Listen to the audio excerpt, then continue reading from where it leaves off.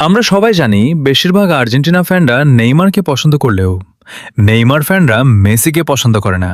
সবাই মনে করে মেসি স্বার্থপর, সে সবকিছু নিজে অর্জন করতে চায়।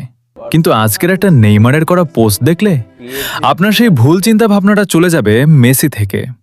নেইমার বলে, আমি যখন বার্সেলোনা থেকে চলে যাচ্ছিলাম তার এক সপ্তাহ আগে মেসি আমার কাছে এসে বলে, কি হয়েছে, তুমি কেন বার্সেলোনা ছেড়ে চলে যাচ্ছ কেন?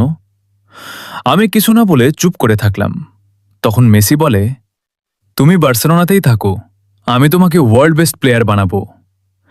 কিন্তু আমার একটা ভুল সিদ্ধান্ত আমার জীবনের সবচেয়ে বড় আফসোসের কারণ হয়ে দাঁড়ায়। আমি বার্সেলোনা ত্যাগ করি, যা ছিল সবচেয়ে বড় ভুল আমার জীবনের।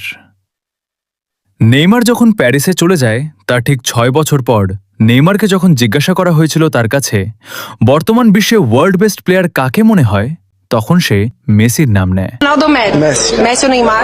Messi. Humilde.